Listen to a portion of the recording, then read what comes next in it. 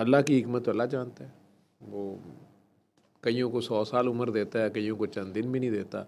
सरकार दो आलम का ही मैं सोचता हूँ कि उनको पूरा अरब ताने मारता था कि इतना अगर अल्लाह का बंदा है, जैसे आप लोग कहते हो कि हम दुआ कैसे कराएं, हम दुआ कराते हैं तो लोग कहते हैं तुम्हारा अपना काम तो हुआ नहीं, तुम्हारा तो बेबी हुआ नहीं।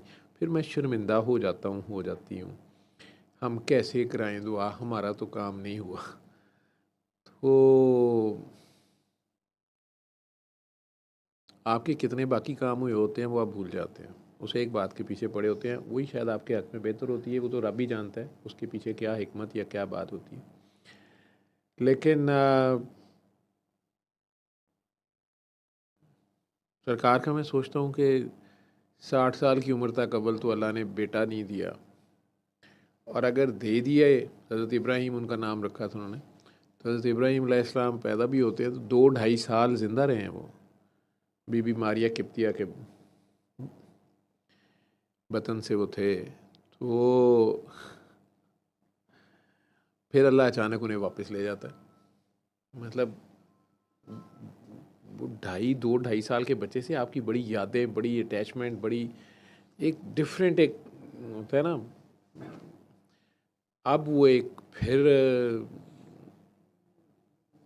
ज़ख़म कह लो, बशरी तकाज़ों में तो आंखों में आंसू आते हैं सरकार, दर्द भी होता है बाप के लिए भी, माँ के लिए भी। और अगर बीबी आयशा ने कहा ये पूरी उम्मत के सर पे एहसान है, उस घर के बच्चे बच्चे ने कुर्बानी दी हुई है, तो सरकार दो आलम को अगर उन्होंने कहा कि जी आप तो नबी हैं, अल्लाह ने आपकी दुआ कौन सी रद्द करनी है, एक दुआ तो होती मांगे अल्लाह से। हम अपने बच्चों के लिए कहाँ कहाँ नहीं जाते, क्या क्यों कुछ नहीं करते। पापड़ कोई नहीं है जो ना बेलते हो। सरकार का क्या ज़र्फ है, वो जो तरसाई, पंजाबी में कहते तरसाई दा मिलिया।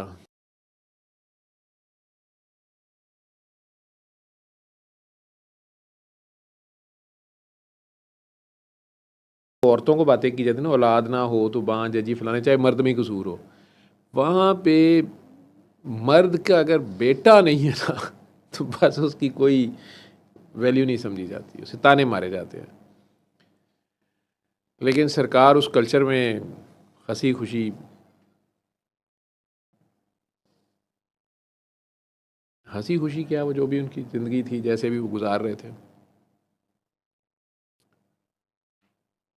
उसी में ये टेस्ट भी आ गया उनका, और उस टेस्ट में भी उन्हें उम्मत याद है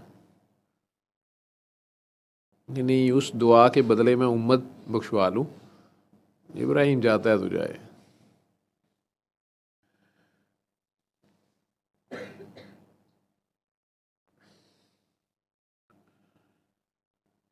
हज़रत इब्राहीम अलैहिस्सलाम जो पैगंबर थे, वो दादा हजूर के दादा पीछे, उन्होंने दुआ मांगी है कि इस्माइल की औलाद में से आखिरी नबी हो, नबी पाक सल्लल्लाहु अलैहि वसल्लम।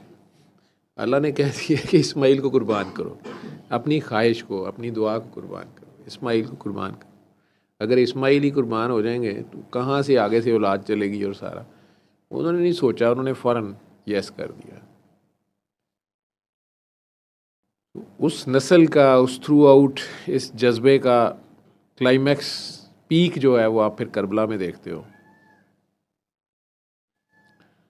वो मौला हुसैन बिल्कुल नहीं सोचते कि मेरा क्या बनेगा, बच्चों का क्या बनेगा, काकियों का क्या बनेगा। उन्हें ये ही पड़ी हुई है कि ये उम्मत जो है नाना की, ये किसी तरह बच जाए। एनीवेज, तो अभी जो नए लोग भी आए हैं दुआ के लिए, सल्ले अला, सल्ले अला, सल्ले अला, सल्ले अला, सल्ले अला शफीना,